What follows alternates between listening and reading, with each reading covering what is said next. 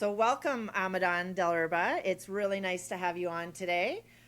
You're a husband, a father, a minister, a podcaster, CEO of Global Change Media.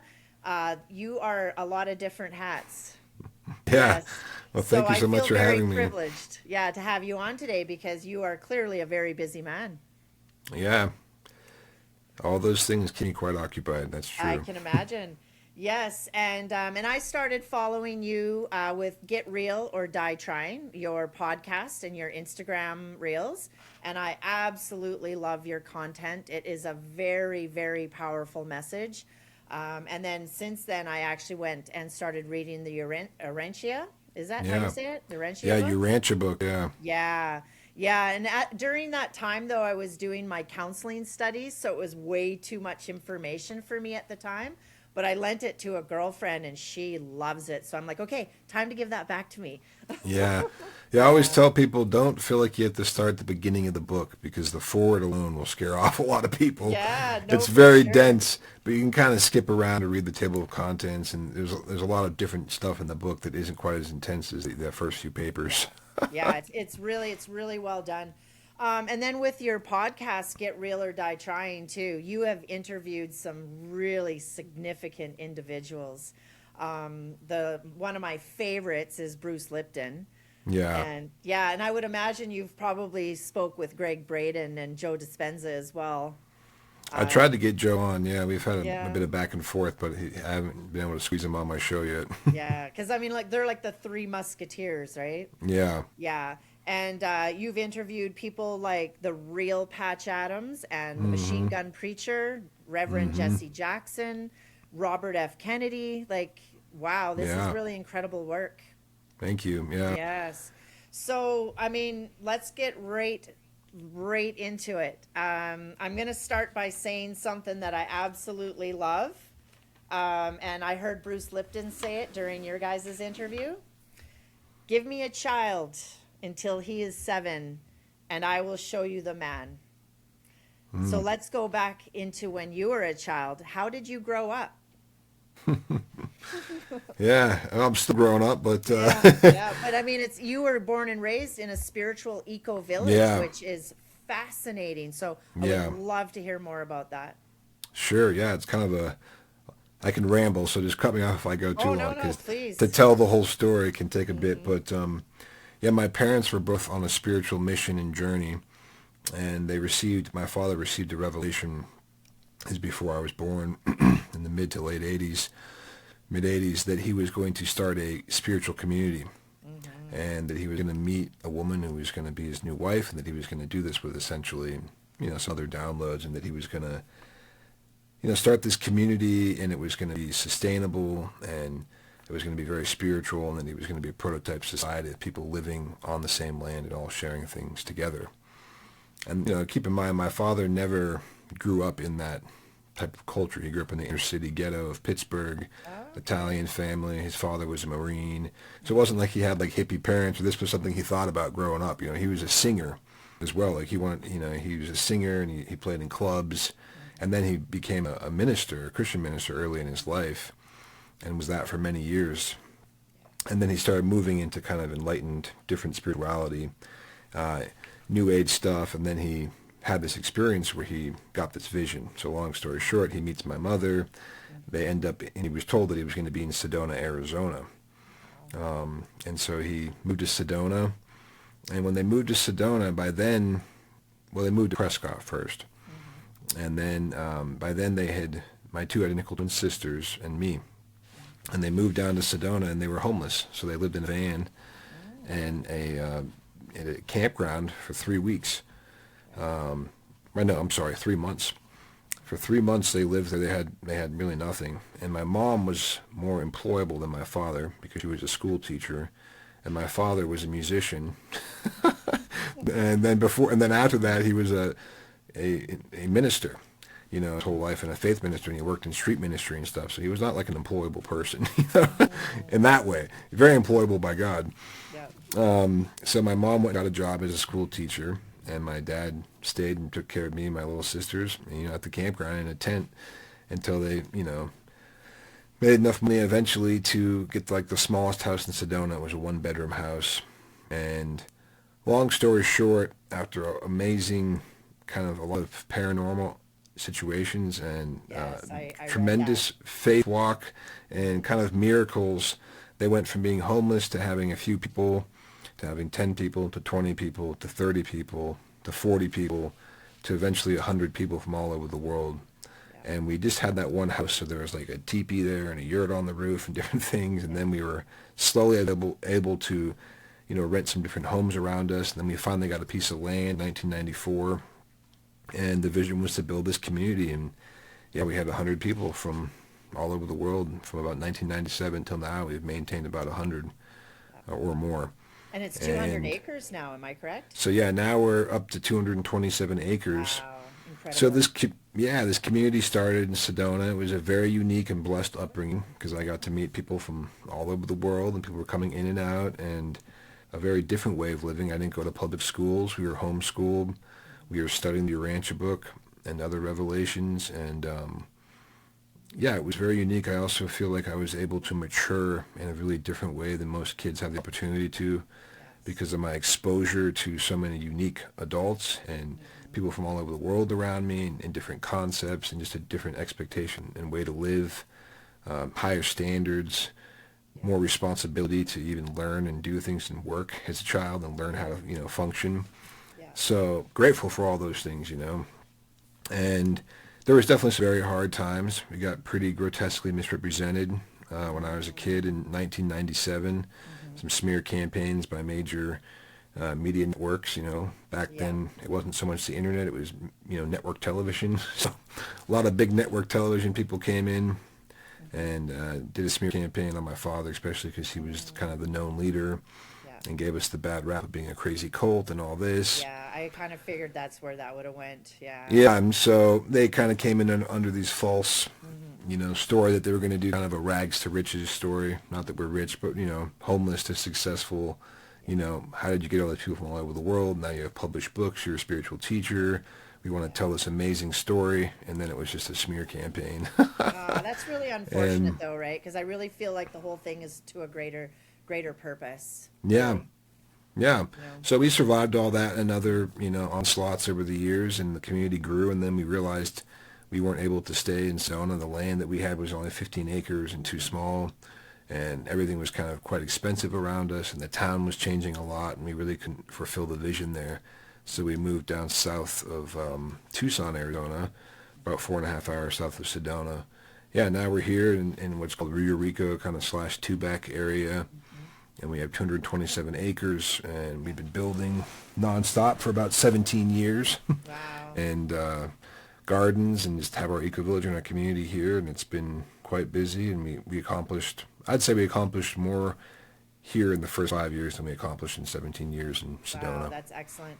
Yeah, and I've Yeah. definitely shared Avalon Farms with a lot of my Yeah. friends, because my friend circle, that's what we're kind of all about as well. We like to, we're not living off grid, but we have the vision to live off grid. Yeah. We like to develop the skills in order to be able to do those things. And, I'm really impressed with the operation that you have there, right? I noticed there's some harvest times where people come in. One thing that really spoke volumes to me was the watershed that you water your fruit and nut trees. Like that's no easy task, because Yeah. I know here in Canada, like in BC, you can't just divert water. So Yeah. there's got to be a lot of logistics that come with that. Yeah. Yeah. Yeah, actually, I was doing a tour today showing somebody our permaculture food forest, which is about a 3-acre food forest. And we Yes. placed it on the property, so it's right in alignment with a 100-year flood zone. Wow. So in Arizona, we don't get a lot of rain, but when we do get it, it's usually a lot in these monsoon seasons. So it comes down in just a lot, like an inch in 20 minutes sometimes. And that's July through September. And then there can be months and months without rain. So the idea is really making the most of the little rain you get and capturing that water. And so in that floodplain, we were able to dig retention basins. And so we're not completely stopping the water, we're slowing it down and retaining it.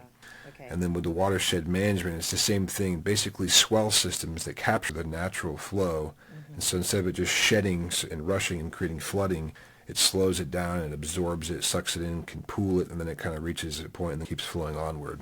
Yeah. So retaining that natural rainwater, Yeah. where our food sources is one, but all throughout the property we have these retention basins where we've slowed down the water, and it just, you plant trees there and it completely changes the environment. What used to just be dirt and mud turns into a forest, Yeah, no, that's incredible. I mean, I tried to build a house. We've got 2 acres here, very small, but I tried to build a house in the back here, and we had some groundwater come up, and what it was like an existing creek bed.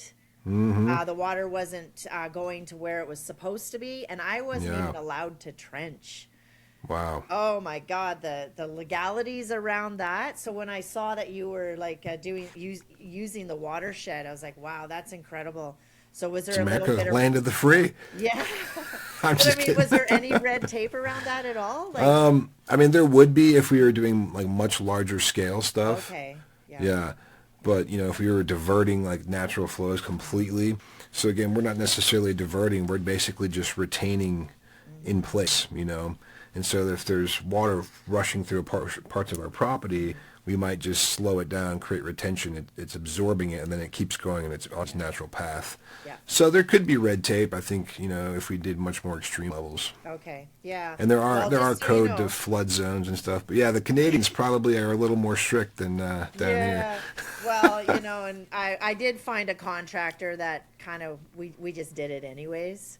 Yeah. And guess what? The water disappeared, right? And Yeah. it went exactly where it was supposed to, and that's exactly what my intention was. But yeah, and just so you know too, your retreat, your campground, what is it again? Oh, Camp Avalon? Yes, Camp Avalon. Yes, it's on our bucket list. Oh, great. Oh, I'm serious. Yeah, there's probably Cool. about me and about 3 of my besties that we have Arizona on the map. So Nice. you'll probably Well, see yeah. us one of these days. You'll have to let me know. Yeah. Yeah, We've had quite will a we few. be able We've to had come we've and had talk- quite a few Canadians down there. Oh yeah, yeah, yeah. Yeah. Will we meet you, or will we be able to say hello? Hopefully I'm in Yeah. town. I kind of split my time, so but you should come down here too, where the headquarters are. It's just 4.5 hours south of Sedona. But yeah, if you're there when I'm there, if it worked, I know in advance, I'd love to Yeah. meet you up there. For sure. Yeah. Okay, so now like with being born and raised in the EcoVillage, you obviously have a lot of perspectives on how the world can actually run humanity, you know what I mean? So like with the insatiable greed and consumerism and just what we're doing with the planet, was that kind of the catalyst to start being a bit of a social activist with your guerrilla style journalism? Yeah, I think it was, and I think I've evolved quite a bit since then too. Like my own, understanding of things, my own political views have shaped differently as well, and the world's changed. When I first started doing that kind of guerrilla style, hitting the streets and just jumping in with people and grabbing an interview in motion, that was 13 years ago or more. I really and enjoyed so that. That was amazing. yeah, and that was a great highlight of some of my journalistic work. Like I really enjoyed that. But looking back now, it's like even my perspective on some of the things that I was talking about has changed. I mean, how could it not? And it should. Everyone should keep growing and expanding, Of course.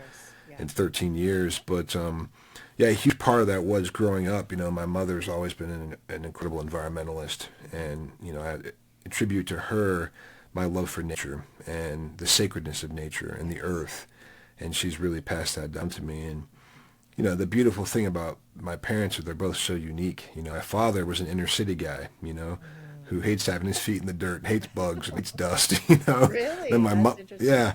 Yeah, I mean, he grew to enjoy it, Yes, but at the of end of the course. day, he's from the city, but he loved the creek and swimming in Sedona, and but he's not, he's different. And then my mom, she grew up on a Native American reservation in Arizona. Okay. And so very different specters there, but Yeah. I gained so much value from both, Very much so. and yeah, so in my young youth coming into being a man, I definitely had this passion.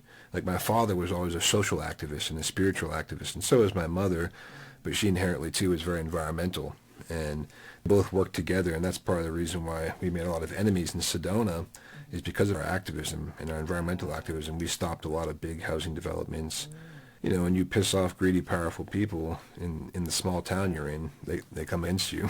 Yeah, this is So true. they had that. And then, yeah, I think just naturally, when the Occupy movement took off, and that's kind of what spurred me, because I saw these encampments, you know, happening in these cities, starting with Zuccotti Park in New York. And I thought, oh, that's really interesting. You know, I grew up in a community. I grew up in an actual real community. And that's like a microcosm of what, you know, they're trying to do in the streets. I don't know if you're familiar with Occupy, but they took over these parks Yeah, and they tried to have community. So they had yeah. food, shelter, and they, you know, there's no leaders though, which was interesting. A little bit We're all, disorganized. we're all leaders is what they said, but Hmm. I thought it was interesting, even from an anthropologic point of view, like Right. very interesting to study the human nature. Like I was kind of drawn to see, you know, if it could work or how they're doing it. And then the activism. I mean, like I love when there's that, you can feel that spark in people. Yeah. And whether you agree with what they're sparking about or not, the spark itself is an intriguing thing Yeah. for anyone who tells stories or appreciates stories or loves to talk to human beings. Hmm. So I saw that spark. You know, I didn't agree with everything that they were shouting in the streets, but I Yes. was like, I'm going to go and ride that spark for a little bit, you know, and meet Yeah. people. And Yeah. so that was cool. And yeah, I met some amazing people there. And, you know, I was blessed to have some great interviews. And, you know, the creator allowed me to, I think, to land these interviews because I'm sure they could have just, their security could have ushered me away, but I somehow was able to get into these situations and talk to Yeah. some really powerful people. Yeah, well, and I mean, some of the protests that you spoke at, wow, like those speak volumes too, especially around, like, Yeah, for me, my experience, like, is the Monsanto. yeah, Because even here in Canada, we had a Canadian farmer that was being sued by Monsanto due yeah, to cross pollination. You know, so I'm really curious. Like, you've been to Standing Rock, you've met with lots of Indigenous leaders around the murdered and missing Indigenous women, Monsanto. What is some of like your highlights with some of those protests? yeah. Well, with the environmental stuff, you know, I really, and it actually wasn't Standing Rock, but it was another popular Okay. Native American site here called Oak Flat, where I've been to many Okay. times, and a Mm-hmm. few other places. But Mm-hmm. and yeah, and my father, you know, I'll give him credit. He, you know, my mother grew up on a Native American reservation. My father had an affinity for Native American spirituality and culture, Right. and so he developed relationships with a lot of Native American elders. So Mm. between that, growing up, you know, I met Russell Means, who's, you know, prominent, you know, and these prominent elders. At a young age, I went into lodges with them, you know, Okay. at 11 years old with these grown men, you know, in these lodges, which was pretty intense. And then with my mother's influence, so I was very drawn to that culture too. And then my connection with the earth. Mm-hmm. So I was like, I got to help tell these people's story. Their land is being taken, you know. Yeah. They want to mine this site here in Arizona. It's sacred Apache ground at Oak Flat. And so I wanted to contribute by telling their story. Mm-hmm. And then I also met Jane Sanders, Bernie Sanders' wife, at that same, you know, location. She came out when he was running for president Mm-hmm. and spoke there. And there's been a lot of activists who've gotten behind that. Mm-hmm. And so I think just being raised with that Native American spirituality and awareness in my home, and respect for it, and then my natural respect for the land and living off the land, I was drawn to kind of meet these people in the streets and the activism. And then the same thing with Monsanto, you know, just grew up seeing some of these stories and hearing about it, and the injustice is what really got me upset. You know, it's like, it's not even so much the genetically modifying the seed, which I'm not necessarily agree with, but I do think there's going to be a time on this planet where we have to, you know, there might be ways to enhance in genetics of plant material so that we can survive. I don't know. So I'm not one to say like, oh, I'm totally against that Mm-hmm. in the future if it's necessary for survival. But what I was very much against was the injustice and the evil. And like you Yes. said, coming against these farmers, this massive corporation, Yes. and just crushing these poor farmers, and story after story after story.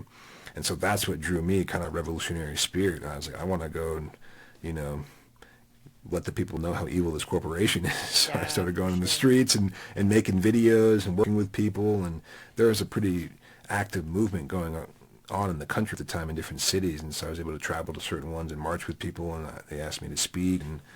And so someone as a farmer who grew up in a community farming, who knows the power of a seed, who knows the Yes. sacredness of planting a seed and then watching the plant grow and then harvesting it, I was very offended by Monsanto, you Yeah. know. Yeah. So That's I had kind a of lot what of I passion. gathered. Yeah, and I could speak to it, and I could speak of what it was like to feel like something you hold so sacred to you being taken away in many ways. Yeah, and that was kind of one of my comments too, was like, you're a living testimony how humanity can actually live together and Yeah, be on a farm, an eco village.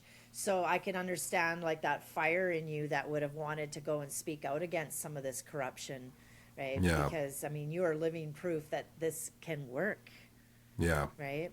And I mean, Yeah, I'm and blessed to be a part of that, that I was just gifted by God to come through my parents to be in this yeah. reality. Yeah, yeah, no, for sure. Yeah, and there was another interviewee that you had too, who I absolutely love their content, was Clifford Matthias from Yeah, Red Rum Motorcycle Club. That was a really profound interview too. I really enjoyed that. Just talking about masculinity and some old school values and stuff. yeah, So yeah, did you want to maybe dive a little bit out, into that? Because that was kind of when I sure. first reached out to you. I was like, let's talk Yeah, about some old school masculinity. yeah. And then it kind of went down into your biography, which you just shared a I know lot of there's it. so So, much. So yeah, I mean, I like that you say old school masculinity yes. because that's what I think of too. I think of what men were like my grandfather, Mm, even my father, because my father had me later in life, so he was a little older man. yeah. And, these men who were raised at a different time, who were Mm, raised by men who just got back from World War II, yes. and it's a different, I think, and this is just my personal, you know, philosophical take on the whole world and masculinity and all these things. I'm not saying it's right or wrong. This is my opinion. Hmm.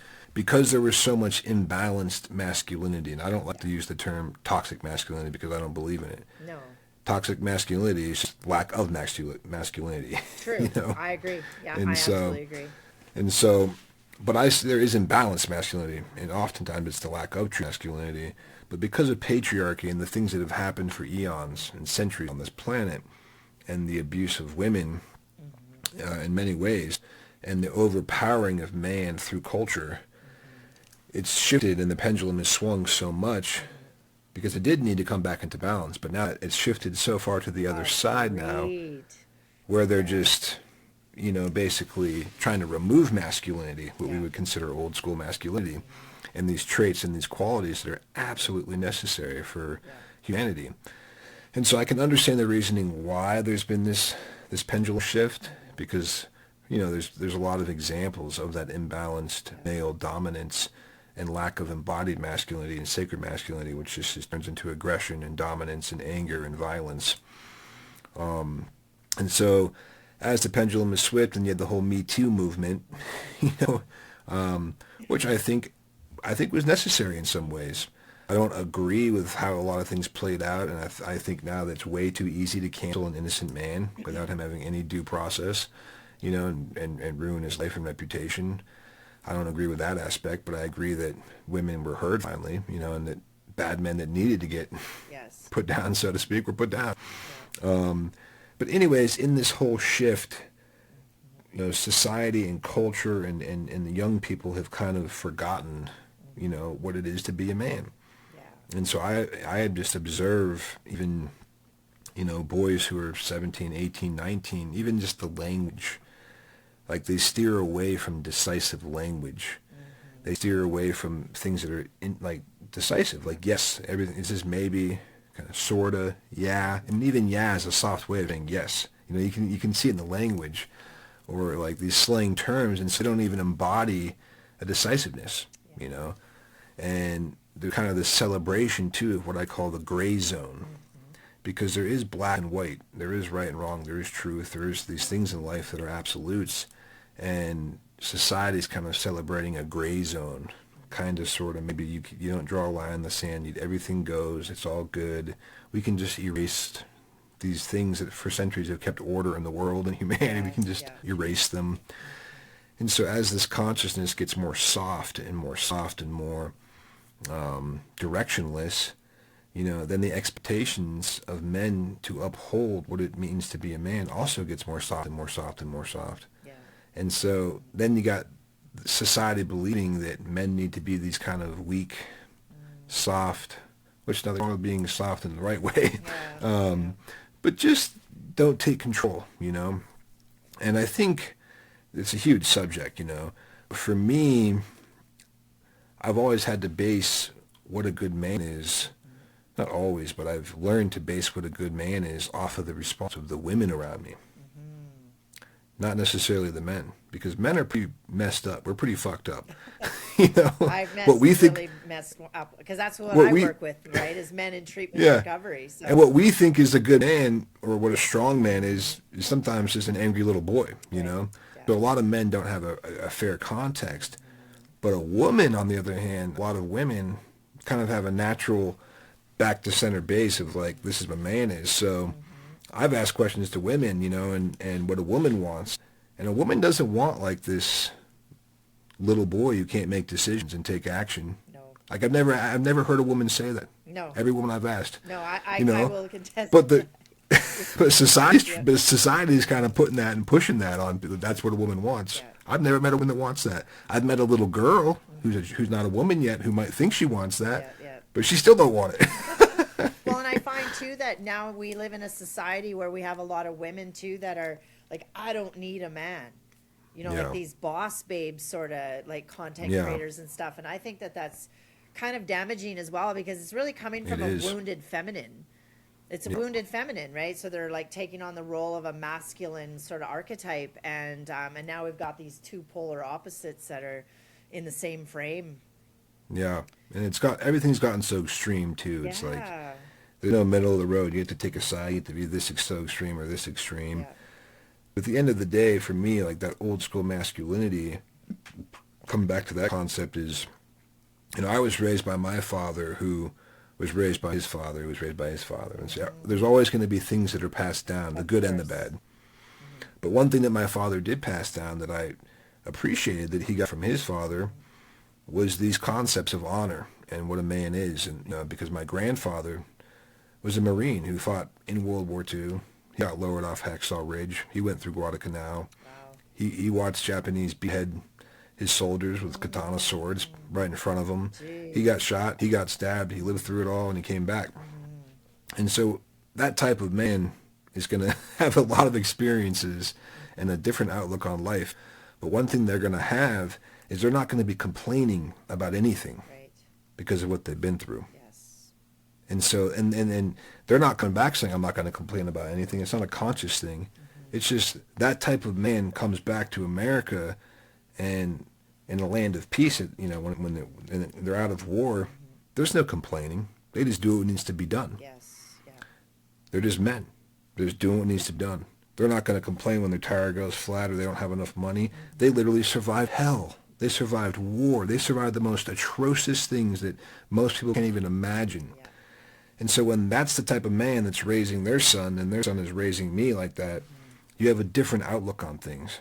But we've become, Americans especially, modern men have become soft because those fathers have disappeared. They haven't been tested. They haven't gone through the crucible, and so they don't pass these things on. It's just a different mentality. Like a man who survived what he survived is going to say things differently, is going to raise his son differently, is going to pass down these concepts where you don't become a whiny little guy because you didn't get your way. You're just going to get shit done because that's your job. You survive. You take care of the people around you. You protect. You provide. And so that kind of philosophy, I feel like I was blessed to have.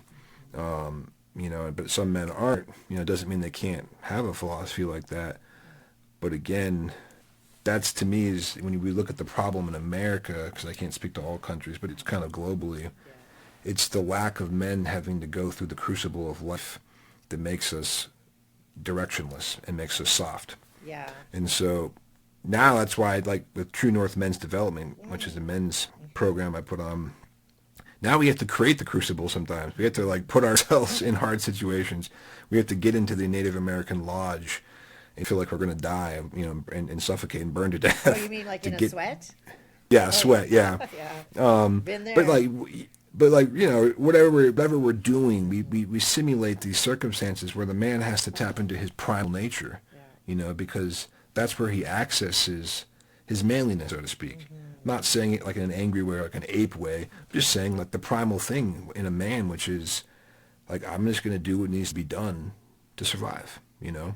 So when these men, when they come to your retreat, the what is it again? The True North Men's True Development. North Men's Development, yeah. Yeah. So when they come to your retreat, what are some of the common themes that you're finding within the men that they're struggling with? Like, what is it that they're really dealing with out there?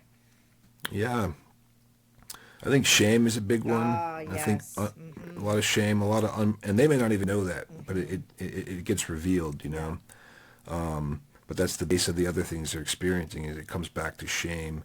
I think feeling unappreciated, you know, Ah, in their life. yes. Yeah. So they don't have, you know, a drive because they might be providing, they might have be married, they might have kids, but they don't feel appreciated. Yeah. You know, they don't feel really loved or like respected, and they're just like this automaton in their life, you Yeah. know. Just go to work and pay the bills. Yeah. Hopelessness, you know, even like thoughts of, you know, a lot of men have thought about killing themselves at what, you know, at some time in their life. And the rates are very high. Yeah, very high. Where do you think the And shame is originating from? well, I think it's a mixture of unresolved ways of processing what they consider mistakes in their lives that they made in the past. Mm-hmm.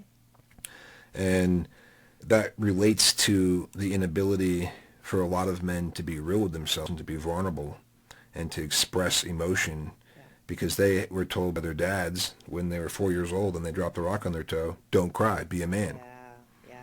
So it sounds very simple, but the psychology of that actually affects them their whole life because then they associate crying, which is showing emotion, just happens to be a sad emotion, Yeah. with being weak, Yeah. is not being a man. So these are the wrong things fathers have told their sons for centuries, Yeah. really. Yeah. So then the boy turns into a young man who turns into a man, and it's all subconscious even. Mm-hmm. He feels that expressing any type of emotion is weakness, therefore he's not a man. Suck So he it doesn't up. express, yeah, he doesn't express emotions. So the shame is based around he never really worked through the emotions of something he might have done in his life that caused harm to somebody else or himself, or just the shame around not even being able to communicate, Yes. you know? Yeah. And it affects their intimacy with women. It affects everything in their life because to actually truly be intimate with a woman, you have to be truly emotional. That is very true. That's real intimacy, Yeah. you know, is emotions. But a lot of men don't even know that, don't even realize that because they spent their whole life shoving their emotions down Yeah. and being strong and being stoic, you know?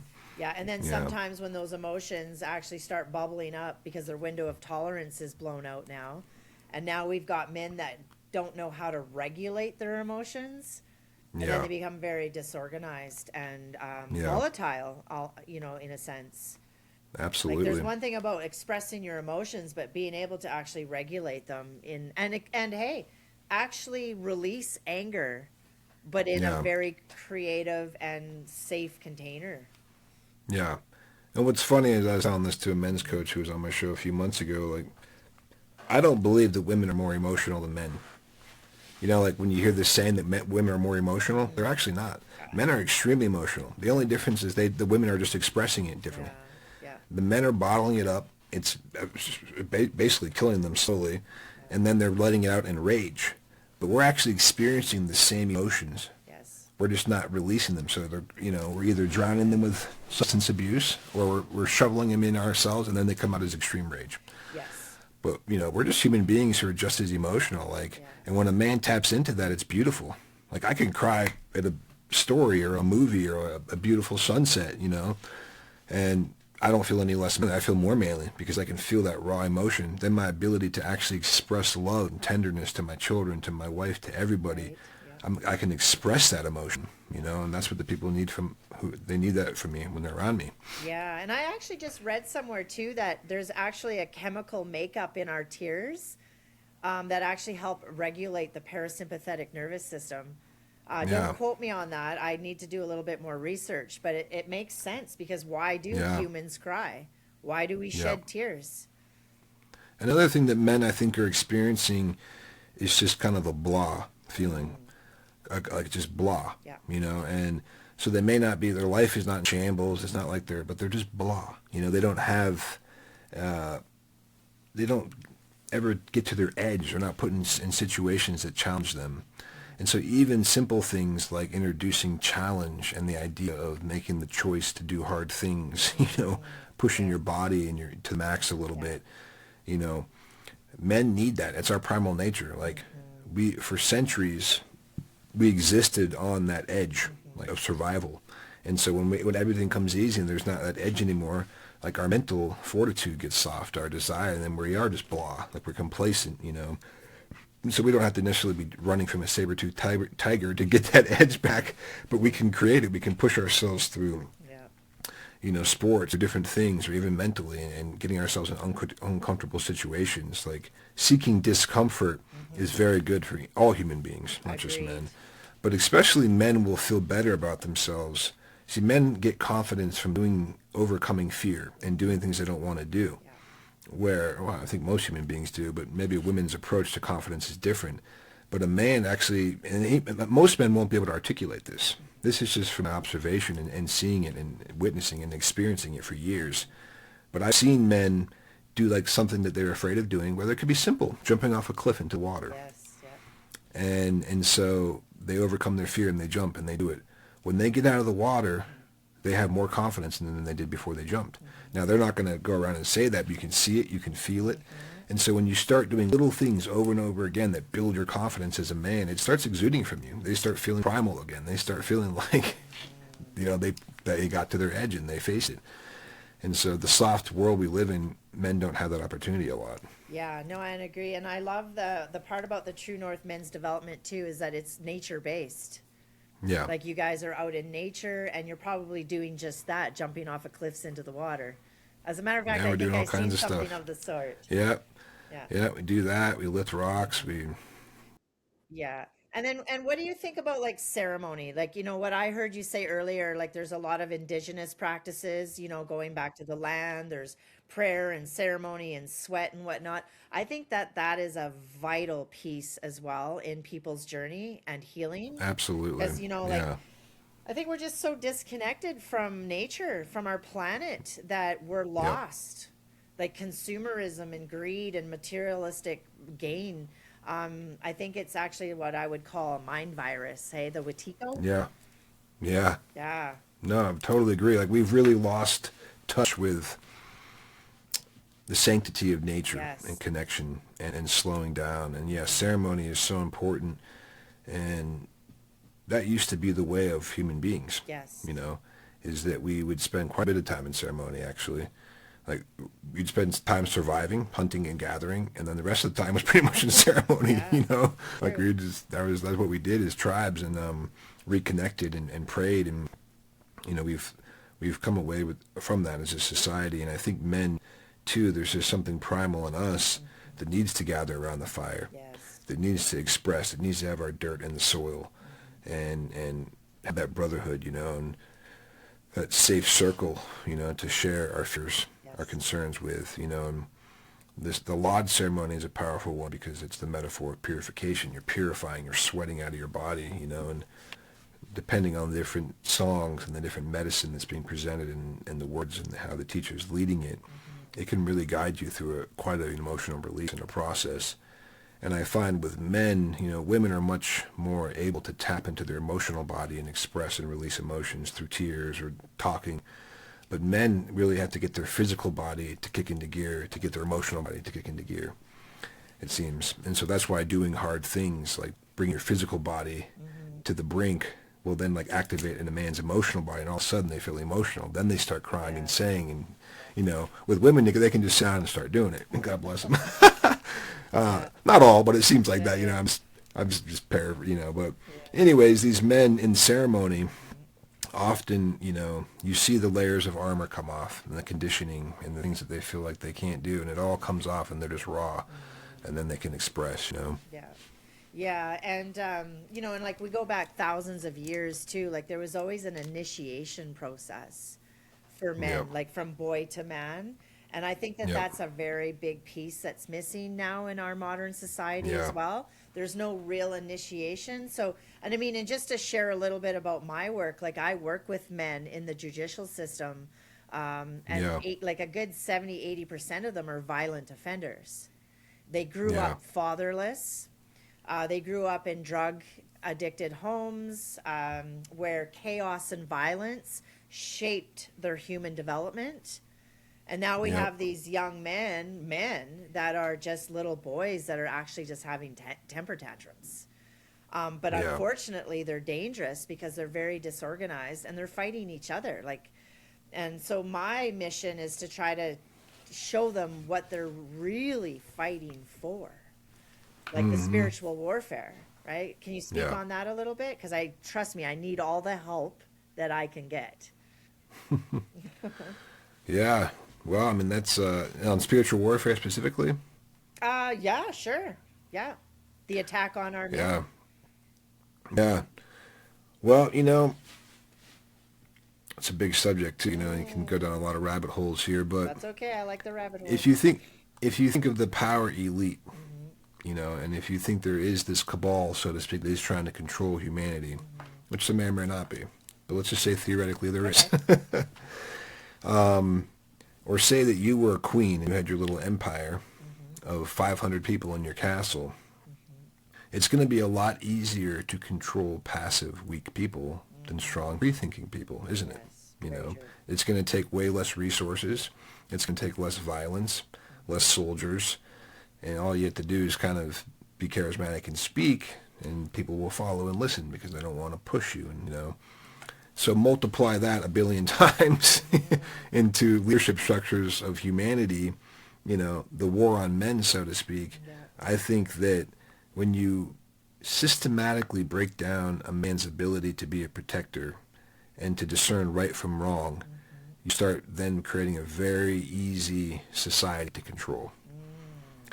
Because the men aren't going to say, this is wrong, I'm not going to do that, and lead his family or to his neighbor, and that's why in history, look at the Scots, look at William Wallace. When the British came into Scotland and they're trying to take it over and enslave them basically and were killing their people, he said, this is wrong and I'm going to fight. No way. We're going to free Scotland. And now that type of man doesn't really exist. They're just like, oh, that's scary. Okay, we'll do what you say. Now, I'm not saying violence is the answer in revolution. I'm just using these stories and allegories as a symbol of what is going on. The bigger picture is that weak men aren't going to rise up. I mean, we do need violent men. Yeah, Men well, need to be absolutely, dangerous. yeah, They absolutely need to be dangerous, but they need to yeah, keep their swords in their sheath, right? yeah, Because the yeah, men that I work with, they're dangerous, but they're so disorganized. They don't even know what yeah, they're fighting for, yeah, right? So, and I need yeah, a little help sometimes with these guys. yeah. And if they could, I mean, I think self-mastery is the biggest thing, It's like a man must master it himself, Yes. And I'm far from an example of that. That's why I call my podcast The Pursuit to Self-Mastery, because it's a constant pursuit, Of but course. I know that it's the answer. Hmm. I know that the more self-mastery I have, Hmm. the more powerful of a man I am, the Yes. more beautiful of a man I am, the more humble of a man I am, the more, everything comes through self-mastery. So where I lack it, I'm leaky in those areas, I'm weak in those areas. And so that's, these men who are sitting in, jail or recovering, Hmm. they made those choices because of a lack of self-mastery, A you know. 100%. And so them learning that the solution to their problem is Hmm. not money, it's not this, it's self-mastery, Right. Yeah. But also, a step above that is the spiritual consciousness, because a man without God thinks he is God. A man who doesn't know God Yeah. thinks he's God. Now, that's not something they wake up in the morning and think, oh, I'm God. No, no, no, I It's get just it. it's a framework of the personality. Yes. But when you have a man who submits to a higher power, I don't care what you call the creator, call him anything. Yeah. But if you know there's a creator and you're a created being, Hmm. then there's an immediate, proper, scary word, submission to the hierarchy of how the universe works. Right. Then I'm actually a better man because I realize I'm not God, you Hmm. know, and that and then I'm also, when you have spiritual consciousness, you come into an awareness of morality and an awareness of choices and karma and, how you conduct yourself in a different, more spiritized way. You become less of just like an animal in the jungle. Yeah. So the things for men, I think, to become good men is that relationship with God or spiritual walk or a higher power, some type of recognition of a higher power. Again, I'm not promoting any religion. I don't care what you call it. No, exactly. Yeah. And the pursuit of self-mastery, you know, and then the awareness of, you know, why those two things are important. Yeah. And the reason why they're important is because you can better serve humanity when you're a better man. Yeah. It's True. pretty simple, you know. Yeah, I know. And when Yeah. a lot of these guys finish the program, because it's a minimum of 6 months, the integration is hard. That's the Yeah. part where they really stumble, is because they don't have a community. Yeah. And their biggest complaint to me after is, I'm lonely. I'm Yeah. lonely, I'm lonely, I'm lonely. So then what happens is they fall into that old familiar pattern again, because they They can't go hang out with stand- the old friends. And Yeah, and the loneliness. But I mean, like, as far as community, though, like, what would you suggest to them about community? Like, where do they go? What do they do? yeah, that's partly why I started True North Men's Development, was so there could be a Yes. brotherhood. Yes. Even if these men live in different countries or states, they can still text and call and Zoom and have a brotherhood, you know, and the connection. So yeah, I would definitely encourage them to find a men's group, you know, and it might have to be online, you know, because it's not readily available in certain towns and rural areas, but you can get a lot of value still from having an online brotherhood Oh, and connection, huge. and Yeah. get these men that they can call up who hold them accountable. And that's what a real brother is. It's not someone to go drink beer with and have your sob story. Right. A real brother holds you accountable and says, look, man, you got to step up. You can do this. I believe in you. You know, quit having self-pity. Quit having shame. You know, quit having the victim mindset. It's just time to man up and let's get the job done. You know, like, you need someone who's going to hold you accountable. And unfortunately, a lot of guys don't have that. They just cry in the beer and hold on to being a victim. But that's the other thing about society, both men and women. It's cool to be a victim. It's profitable. Yeah. You know, it's profitable for the coaches. Everyone's a victim. Trauma this, trauma that. You know, I'm not negating people had whatever traumas they may have Exactly. I had. But understand, yeah. that word has been thrown around and misused a lot. So I stubbed my toe when I was 10 years old and missed soccer practice, and now I have deep trauma. That's right. Yeah. I don't feel like it's a fair word to associate with such a insignificant life event. You know, but now people are using that word with very insignificant things because it's easier to be a victim than take responsibility for the real things you need to change. Yeah, that is so true. And I was actually going to create some content around that, about some of the therapy talk words, vocabulary Yeah. that people are using. You know, like even Yep. with narcissism, or you're a sociopath or whatever. When truly a lot of it, I don't want to take away from people's experiences that are really in a relationship with somebody that could be potentially diagnosed a narcissist. Yeah. But however, it's being thrown around so much that people are just Any, avoiding. anyone who disagrees with you is labeled a Exactly. narcissist. Yeah, And exactly. it's like, oh, because someone has a strong opinion and believes what they believe, they're Yeah. immediately a narcissist? No, Yeah. not necessarily. But yeah, you're right. Like, some of these terms have been, and it's unfortunate Yeah. because what it actually does is it dilutes our perception and our clarity of what a real narcissist Yes. is. And so then the real narcissists are actually the ones who are just Yeah. surfing the wave in between all the chaos, getting away with everything. Exactly. And That's then the funniest people part. that really do need the help their Yeah. voices get drowned out. Yeah. You know, and same with like the victim mentality. Just kind of want to touch on that. Like, I loved what you just said though about, hey, I'm not taking away that something really bad happened to you, right? But victim mentality, like, is that where you want to stay? Yeah. Right? Because trauma or something from the past can no longer hurt us. That's a memory now. It's Yeah. no longer physically hurting us. So, yeah, it's a bit of a blurred line for sure. Yeah. Right? But I mean, I couldn't agree with you more about finding brotherhood online. You know, even Yeah. with the podcasts and the people that I interview, it's kind of funny because my friends always say, like, where do you meet these people? I'm like, I have never met them.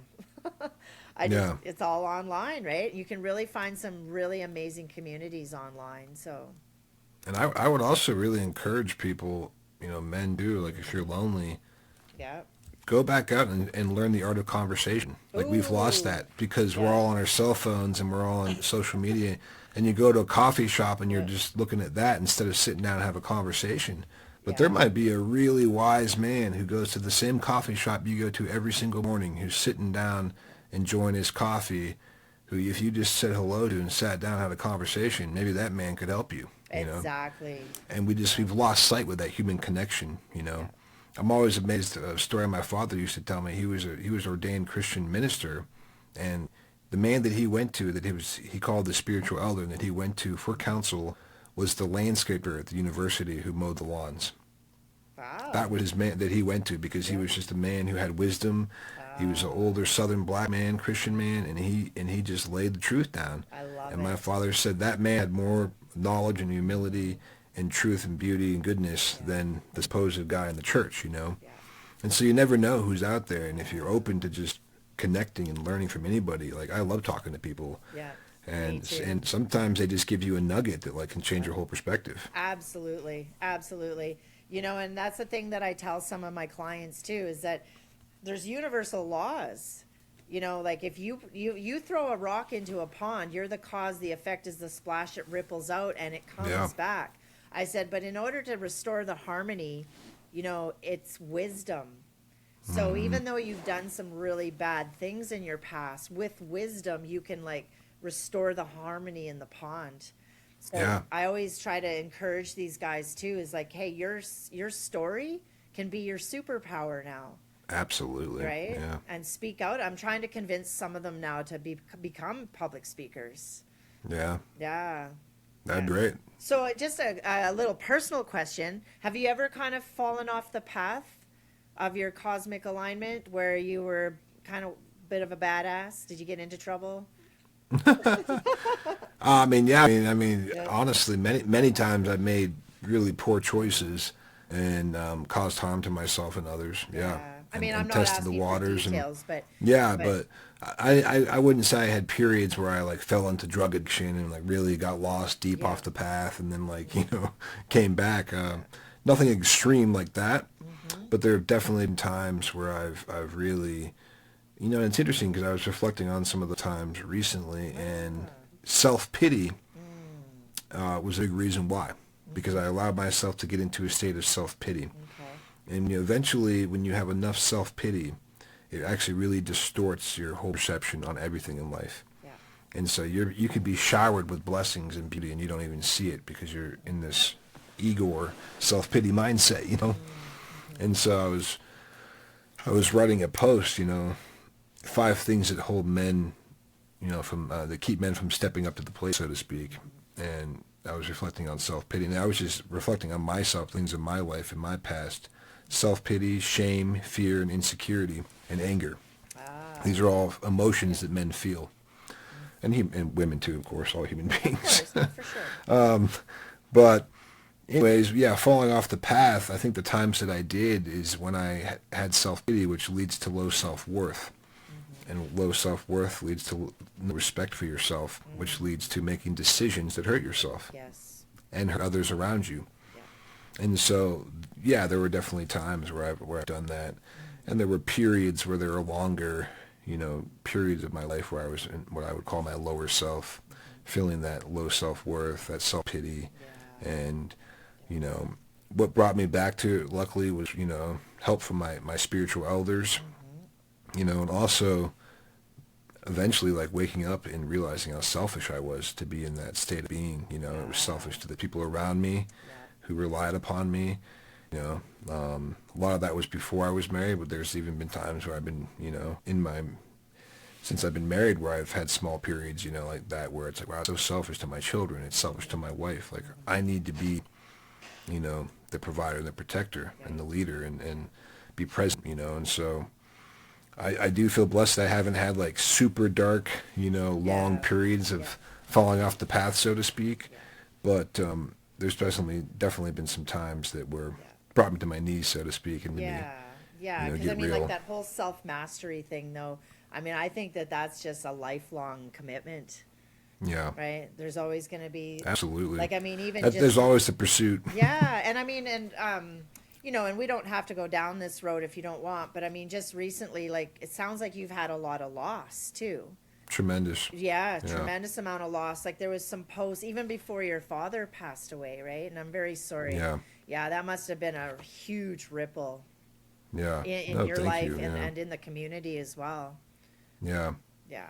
No, I don't mind talking about it because it's life, man. I'm a real guy and I'm living a real life, you know. And Yeah, 2025 last year was a year with a tremendous amount of loss, yeah, and Yes. a lot of grief, and losing my sister in March, and then losing Right. my father in August, Wow.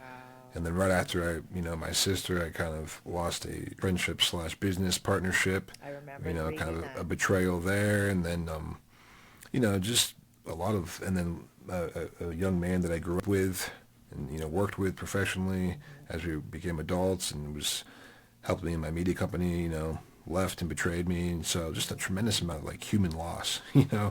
whether it was betrayal from working with me or literally Hmm. death, Yeah. not being on this planet anymore. So that tests my resolve too, and does every day, and grief is a very interesting thing, you can't, there's literally no control of it. You can wake up No. one day, feel you'll do all right and get through the day. And then you can wake up the next day and like putting your own sock on feels impossible. Oh, tell me, yeah, it's true. Just getting out of bed is like, wow, give me strength just to get out of bed. Yeah.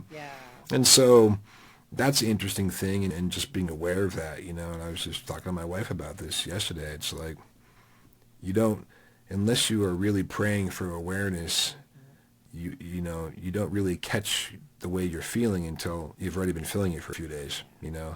And there's nothing wrong with that, but it would probably be more helpful if I felt myself slipping sooner, into like this depressed state, and try and divert before I'm deep in it. Yeah. Did you hit a depressed state? I'm sure you had to have. Yeah, and I think I'm kind of still probably in it a little bit. Yeah. It's like there's waves, Yeah. I mean, honestly, I'm grateful that I have so much exterior pressure around me, Mm. and responsibilities, and so much people relying upon me, starting with my own family, that it helps me like just stay present. But yeah, I would say that I hit a depressed state, and then it comes in waves. Yeah. Like, it's interesting, and I start to notice it because things that I would usually get excited about, I Hmm. don't really feel excited about. I'm just like numb. It's like Yeah. someone could say, "Hey, we're gonna fly to Hawaii tomorrow Yeah. and go surfing." Like usually, I'd be like, "That's incredible." I'd be like, "Oh, that's cool, Yeah. whatever." And I'm like, "Wait, something's not right." Then I'm depressed if I don't even get excited about anything. I'm not saying I'm in that state, but No. I can be. It Yeah, comes well, you in get waves. blown out of your window of tolerance, right? And like your Yeah, nervous system is either going to be in hyper arousal or hypo, and the yeah, hypo is a complete shutdown. yeah, And a lot of people think that we need to be constantly motivated and that we're lazy if we're shutting down. And it sounds like you have a yeah, tremendous amount of responsibility, so it was a bit of a yeah. lifeline. But I mean, for somebody else, though, they might have abandoned all responsibilities because they True. did have a shutdown. So Yeah. it's grief is very multifaceted, and I actually facilitate grief and loss. Oh yeah, great. Yeah, and I just Yeah. did one for the Lower Nicola Indian Band just the other day too, because Mm, our community of Merritt also has been hit with so much grief. mm, Right. And that's why I yeah. had to cancel on you the last couple of months too, because I was experiencing my own grief as well. Mm-hmm. Yeah, I lost Yeah. 5 people in 6 months. Wow. One of them being my mom, and we were best Yeah. friends. So I thought about Yeah. you during that time too, because we had to kind of communicate with the podcast, and I'm like, Yeah. damn, he must be hurting. Yeah. I Yeah, was. Yeah, I was, and with my sister, especially, I was really, yeah. um, not to get into all the details, but it was, kind of a surprise. She wasn't wasn't her time to go. No, she wasn't And very so, old then, right? Like, no, she was 37. oh, Yeah. yeah, way too young. Yeah. So, Hmm. yeah, it was definitely very painful. It's been interesting observing my state of being Hmm. post father's death and post sister's death. And with my father's death, I think I probably had more time mentally to prepare for it. Just because he was getting older, he was having health issues. Mm. Like he wasn't on his deathbed, but it was something. As you see your parents aging, it's just something you start thinking about. Even 10 years before it Yeah, it's happens, like it's just something in your anticipatory grief. psyche. Yeah, Yeah. it's something you start coming into terms with, and Yes. you kind of start micro-rehearsing even in your head. You Or I did do. anyways. And Yes. I've spoken to many people who have. They don't even really, they like micro-rehearse these Hmm. emotions, like when Yeah. their parents die, Yeah. which, granted, I probably did with my father. Hmm. I didn't micro-rehearse any emotions with my sister. No, Like I never. that's Now in many unexpected. ways, yeah, in many ways, at the same time, I thought, because of her lifestyle, it was a possibility, Hmm. unfortunately. But it doesn't prepare you for it. Like you don't, they're so young. So I went into a lot of deep grief with that, but now thinking about it, I'm kind of amazed at how well I did considering what I was feeling and what I am feeling on the inside, and then getting up and just getting through the day sometimes was like climbing Mount Everest. Yeah, it really does feel like that. It feels like even just walking across the living room, you're going to blow up into 1,000 little pieces. Yeah. But do you have a mentor? Do you have like somebody that you consult with, or? Yeah, I mean, my father was always that for me. Yeah. And so he's gone. I do have definitely a few cherished elders here in the community, the and people elders. who've watched me growing up. And honestly, my mother's one of the wisest human beings on the planet too. So I'm very blessed to have her wisdom. And then I just have my very personal process, of communion and praying and centering and taking things to God. I call it wrestling with God. It's like my relationship with my Creator may not be as romantic as some of these, people online who talk about it. Mine is more like I get into the ring with God and we work it out, and He wins every time. He's God. Yeah, I like that. That's that's good. Yeah. I'm also, sometimes we sit down and have a nice meal together, but oftentimes it's a bit of an ass kicking, but that's how I communicate, and that's Imagine being a minister. You probably hold space for an incredibly a lot of people. Yeah. Right? So, I mean, then when we're going through our own grieving process, sometimes I feel like, when I was with clients, sometimes I'd almost feel myself just leave my body. I had nowhere else to fit anything in there. Yeah. Yeah. Did you kind of experience that? Yeah, no, I did. Yeah. And it's interesting too, because with the passing with my father, he was adored and loved and respected by everybody else around me too. Yes. So they're all experiencing loss, and so they're all grieving too. And, am I supposed to be strong for them, or are they supposed to be strong for me? Because we're both hurting, So and so it's like, you just mutually, it's just, sometimes I'm the strong one and sometimes I'm crying on someone's shoulder. It's just whatever's needed, and just accepting that too, because that person's hurting, and who am I to say that they're not hurting as much as I'm hurting, because he was my dad. Love is love, Respect is respect. Like when you truly respect and love someone, you're going to mourn that loss, and so I've been blessed to kind of have that mutual situation around me, but at the same time, it's been a little interesting, because then sometimes you want that person who also isn't heartbroken to tell you, it's going to be okay. So I have found myself sometimes speaking to people outside of like my circle who may not have known my father more personally, so they're not also grieving. Then I can be like, cry to them a little bit, and not have to have them start crying with me. Yeah. Well, I can see that.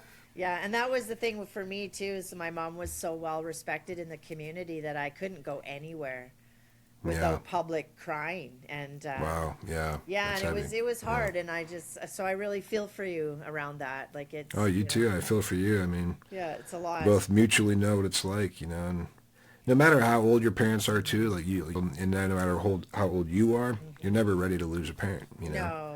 You can be 70 and they can be 95 and you still aren't ready. Well, and your father left such a legacy, though. And is that kind of like why you went from ambassador to minister? Did you step into that role now? Well, I've been a minister for a while. Oh, okay. Ordained minister in the church, but he has left quite a legacy, and I'm very blessed to have a beautiful circle of friends and family, and a structure, and a community, and a board of directors and elders, so it's not like an archaic thing, like, oh, he's the king and then, right. He's dead, so now it's all me. Yeah.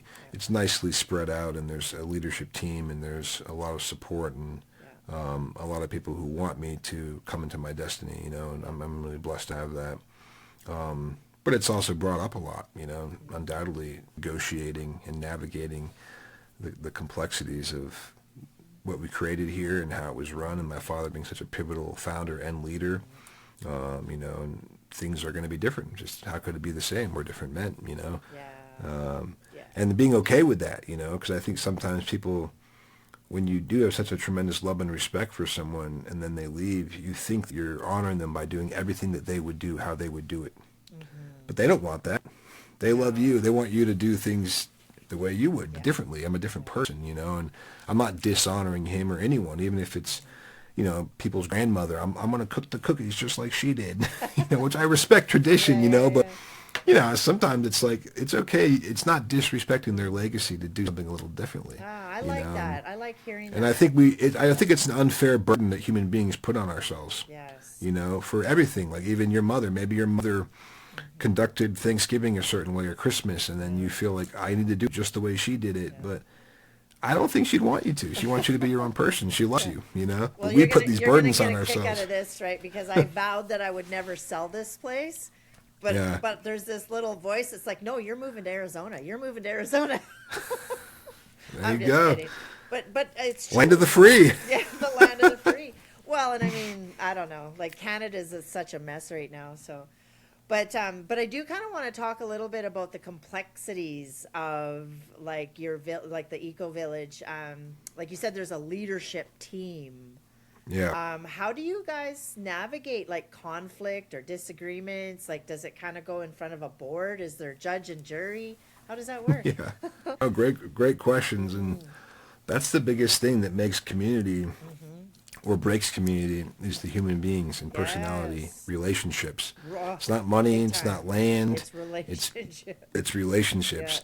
And so the fact that we've stayed together for 35 years, and we have people in this community who've been here pretty much since day one. We have people who've been here for 35 years, 33 years, 30 years, the whole gamut, but it's pretty amazing. Yeah. I think the biggest thing for conflict resolution is that we've created, you know, a special method where we're able to express ourselves to each other in a organized way. We kind of have an SOP of communication, if you will. Yeah. And so that's very important, you know, and it's really important that you communicate to somebody how you feel, whether if it's wrong or right. Like, even if you yell at someone and say, I'm so mad at you, F you, it's better that you say that and express it than not. When you don't express it, then it actually gets distorted and turns into resentment, turns into, you know, it basically gets deformed in you. What was a small thing, it's bigger and bigger and bigger, and then you lash out and blah, blah, blah. Yeah. True. So we've created ways to communicate where people have a chance to express themselves. It's on paper. It's sent them. They have a 3-day response period where then they can reflect on what's communicated to them and then write it back. Obviously, it only works if people follow the rules and want to do it. You know, if someone's like, well, screw you, that takes counseling, you know. So people have counselors and we get together and we try and work things out, and we do work things out. But yeah, the biggest thing is communication, you know. And so we have systems of facilitating communication for conflict and meeting with counselors and working things out. And I think because we've had 35 years of experimenting and learning how to do it and implementing it, most importantly, we've just developed kind of like a standard. And so anyone who wants to be in the community, it's like you either meet the standard or it's not going to work for you to be here. Like, there's no messing around anymore, you know? Yeah. And that really helped because you got someone who comes in and doesn't follow the rules, they're going to start breaking things down, you know? Yeah, true that. And if you're at liberty to share, what is like a common theme that people are going to get into conflict over? Like, what is some of the things that have happened? Yeah, that's a great question. I would say a common one would be just like the misunderstanding in areas of function and responsibility. They're kind of like workplace disagreements, so to speak, although the whole community is our workplace. But a similar concept where you have a workplace disagreement, someone who might be ranking in higher authority makes a decision that someone, you know, underneath them, so to speak, doesn't agree with, and then there's some type of disagreement. So there's kind of that normal stuff, It's which kind of happens like systems, I guess. Hey? anywhere. Yeah, that's a common one. I'd say, yeah, differing opinions on how to get something done. So different opinions on how to get the same thing done in different ways.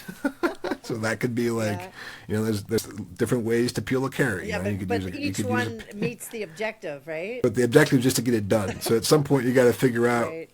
the goal is just to get it done. Doesn't matter how. But those have really dissipated over the years. Actually, I'm quite amazed. The biggest would probably be just personality conflicts of like, we're very different people, different cultures, and we disagree on how to do something. And so if we're both stuck on our, agenda and stuck on our perception and we're not willing to relinquish, then we probably have to have a mediator come in and help us, resolve it. Right. Okay. Yeah.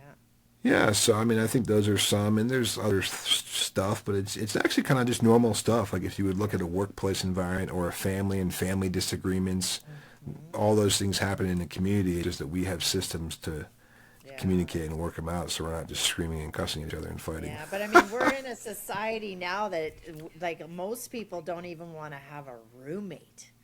I know. Like they, Yeah. like they're struggling financially, but they refuse Yeah. to even have a roommate. So it's just really interesting that you can get all of those people, in one living organism that actually Yeah. works, and then the next person can't even share a space. It's Yeah. Or families that immediately just tell all their kids, like, you got to leave, like Get out. Yeah. 18, like, get out, right?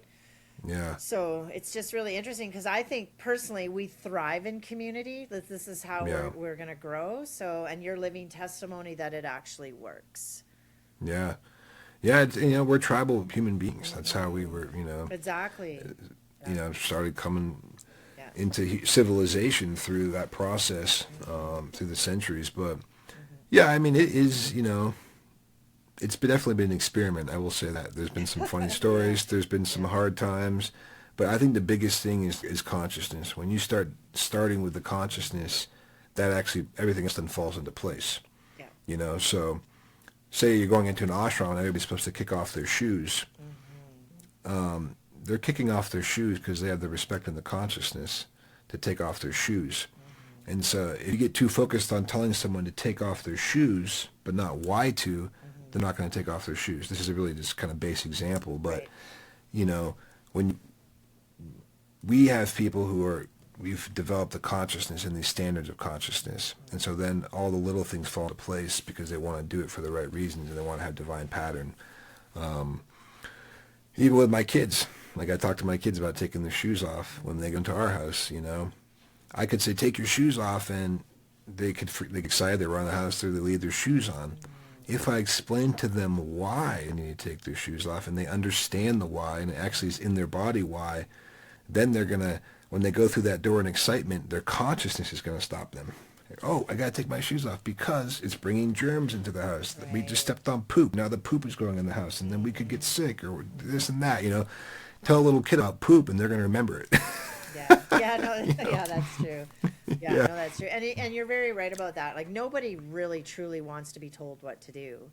There's Yeah. always going to be a little bit of resistance inside of us. Like, I think explaining things is, it just, And that's a really good point for community living because, nobody wants to be told what to do. So the way that we get people to do what needs to be done is by them understanding why, exactly. But you do have to have leadership. You do have to have the scary word, but, in the true sense of authority structure, just like a home and a household has to have an authority structure. The parents, the father, the mother have to conduct, how things are going to happen in the home with their children. And a large example of that is the community, the spiritual elders, not that we're all children, but have to, there has to be some type of, and in the world, everyone doesn't want to have authority or be told what to do, like you said, and do it my own way. And so the first thing in building community is building the consciousness around why there's value in having a spiritual elder, why there's value in having structure, And the people who want that value, they're all in on it, And we've been able to discern now over the years who's ready and who's not, because we don't waste our time. Accepting applications? We are. Really? They're heavily checked out, but Well, absolutely. that's like, that is kind of a question that I have, though, is like, how does one become part of an eco-village, a spiritual eco-village? Like, Yeah. what are the requirements? Imagine you have like all types of trades and people with different skills and. Yeah. We have a lot of talented people. There's a lot of people with trades and certain skills that we really need. Okay. Give me a couple examples of what it is that you actually need. Dentist would be great. No. Ooh, But I'm serious. A dentist would be great because if Yeah. you think of it just from a simple, we have 100 people, Yeah. all those teeth have to be taken care of. That's quite a financial burden, I'll say. But that's just funny too. But even just media and tech, farming, there's a lot of needs, paralegal, Okay. attorneys. Yeah. You know, these are all things that could really be helpful, that we have those, but we need more of, Okay. you know. And there's some things that we don't have any of, like a dentist, you know, a doctor. We used to have a doctor. But this is practical things. So if you kind of think like you're playing a board game and you're setting up civilization and you're setting up your little civilization, you need everything, you know. So we need it all. Like we're trying to set up our own civilization, so to speak. Yeah, but counselors, you know, medical industry. We have a nonprofit hospice. We have a healing center. So we could pretty much put anyone and everyone to work in the right way. As far as the application process, there is like an application that's filled out, and there's extensive interviews, you know. Because the biggest thing is we don't want to waste your time, you know, and we don't want to waste our time, you know. And so a lot of people kind of have this idyllic, romanticized idea of what it is to live in community, where you're just going to be laying in a hammock all day and smoking weed and playing folk songs from the 60s and, you know, putting your tie-dye up to dry and just relaxing, you know, and everybody's, there's birds chirping all the time and just sage burning and life's good, you know. That's funny. But that ain't community. Like real community is getting up early, milking the goats, you know, weeding, building, working very hard, long days, rising to the sun. It's a job. Yeah, it's a job. It's a vocation, you know, and I love it. We all love it, but it is work. And you is know? there financial? Like, do people are getting paid? Like, how does the financial stuff work? Yeah, so once you're a full community member, everything's all in and your needs are met. When someone's coming and interested in joining the community, if they get through the application process, there's what's called an initiate period, which is 6 months, and minimum 6 months. Sometimes it's longer. And so they have 6 months to come, live in the community and integrate and learn, you know, and see if it's a fit for them, you know. And then after the 6 months, if they really feel like they're ready to make a decision, then they're all in, so to speak. They become a community member. That means all of their assets, all the money they're making goes into a common pot, so to speak. And then from there, their housing, their medical, their needs, their food, everything's met. They get a stipend. Excellent. Yeah, and so it's an all-in type situation. So all the businesses that our community has, all that money that's made through those is put into a common pool, and it's allocated to projects, and the board of directors and elders and different departments can decide. And it's pretty amazing, you know, because in many ways, we live like millionaires, you know. Our standard of living in many ways. Now, and not in the sense that we're wearing the Gucci bags and driving the limousines. That's not rich. That's fake rich. We're living like millionaires with true health and wealth, of the real wealth, which is health. It's eating organic food 24/7. It's drinking water from our own well, our own milk from our cows, our own beef from our cows. You know, it's waking up on land that we own and take care of and love and respect, and that synergy. That's true wealth, you know. Yeah. Do they still have the autonomy though to like leave the village and still have spending money and go places or do things? Yeah. So people have stipends. So say I want to go to a movie with my wife and go to dinner. You know, I just request the money and get it and go on a date. You know, so it's, you know, and again, it works because people aren't saying, oh, can I have $500 to buy this brand name purse? You know, like nobody cares about that. Nobody cares. So that's why it works. If we had someone who was like requesting thousands of dollars every month to go and shopping at these places, then it would be a little bit tricky, you know. And so everyone has to be on the same level. And of course, everyone's different, you know. Some people are going to spend more money than others, and that's fine. Some people hardly spend any money, you know. That is but we don't incredible have system. Yeah, we don't have people buying name brand purses unless they get them at Goodwill. I gave that and that's why it works. Ago. I know, what a weird way to live, chasing material shit that means nothing. Is, right? And that's kind of the thing, right? That's why I really, really appreciate what you're doing. And that's why I wanted to have you on the podcast, is because I really wanted to do a deep dive into that. You know, and I want to come out there and experience it too, you know. Yeah, you should. Anytime. I'd love to have you. Yeah, I will, because we have some Canadians in the community. Oh, yeah?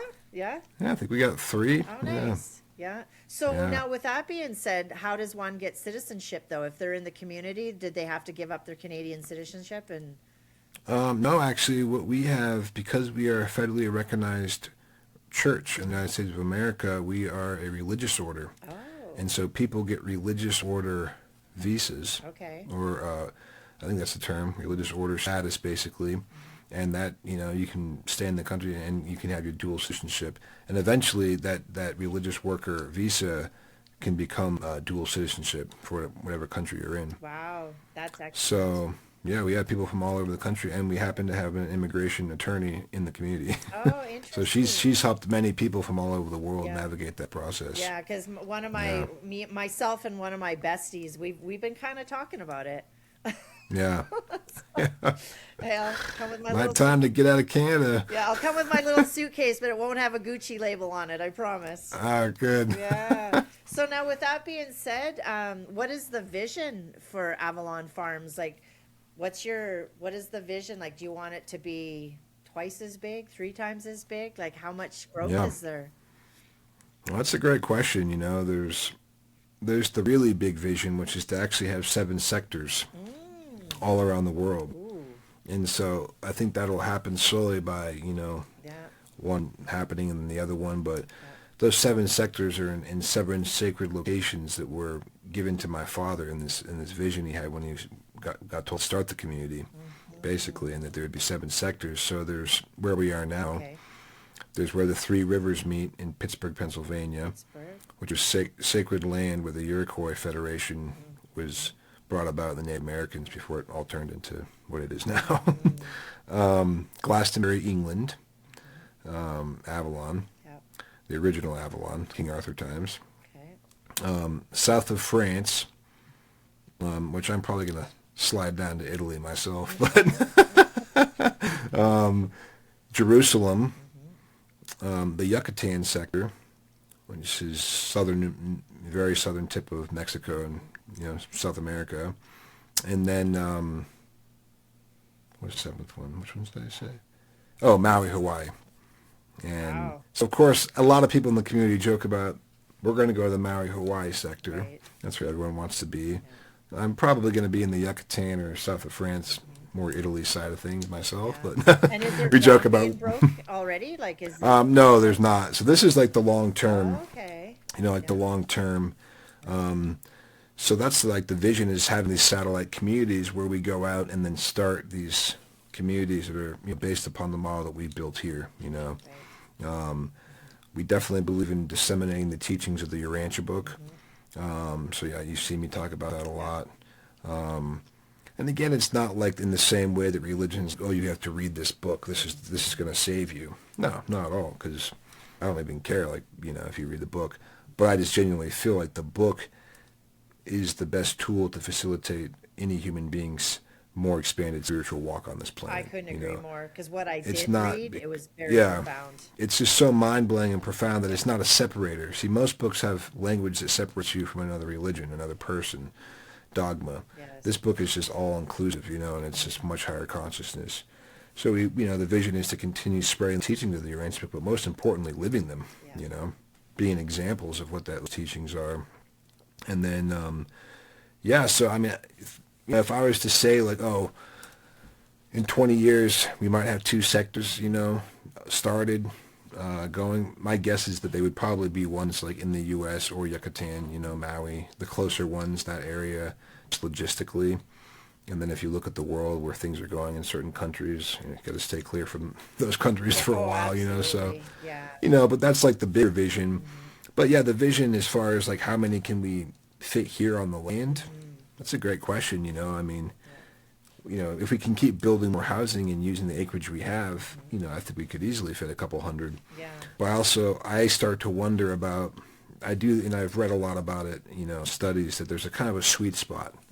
And some people say that, 300 is that sweet spot. Anything above that is not manageable, but 300 and below is kind of like the point where you can actually maintain like an intimate tribe, so to speak, a community, as a culture. I wonder if 300 is too much, I don't know. But who am I to know? But, it would be nice to have a couple hundred people. We could really get a lot more done. It feels like when you start getting into the hundreds, you would need to then have they'd need to branch out and have different lands and space between them and different governing structures. Because a leadership team can only manage so much, Exactly. Yeah. Yeah. And Kind of like, the United States, you got the governor of the state, because they're in charge of that state. If the president was in charge of every single state and everyone in it would be way too much, Yeah, no, for sure. And I think like some of the military experts say that a person, like an individual person, can only actually know and maintain about 150 connections or relationships. Yeah. And then after Yeah. that, it's, yeah, it kind of gets a little bit sporadic, but no, Yeah. and so I think that's excellent. So let's just see here. How are we doing for time? I want to be respectful of our I haven't time. even looked here. Yeah, we're Yeah, we could go a little bit longer, wrap it up soon. Yeah. yeah. Well, actually, maybe let our viewers know what type of programs and services you offer. Like, who can get into your True North Men's Development?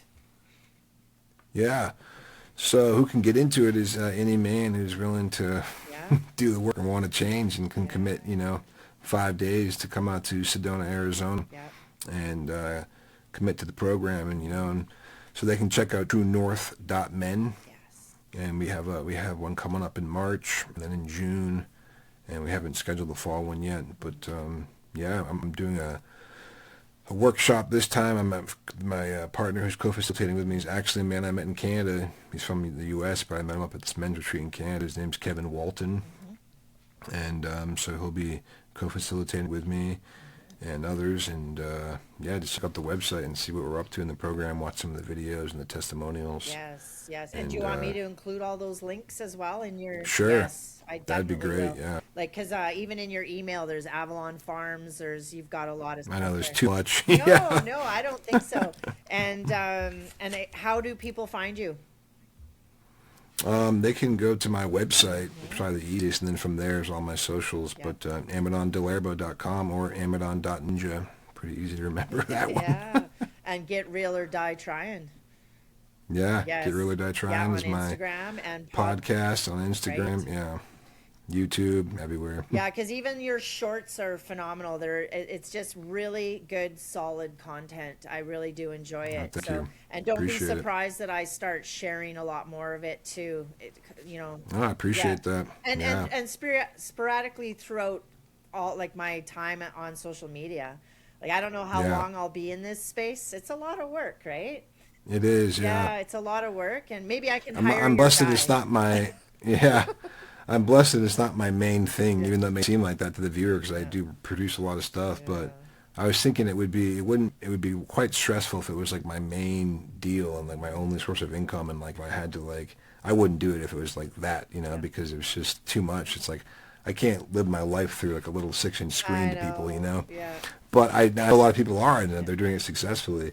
Just I personally couldn't, but I'm blessed that I'd be able to get to do this in addition to everything else. That it's not like my life's not depending on it. I feel very blessed that I have that privilege. Yeah. Well, and a confession too. I was a little bit nervous because your production is very polished. You've got a lot of experience in media.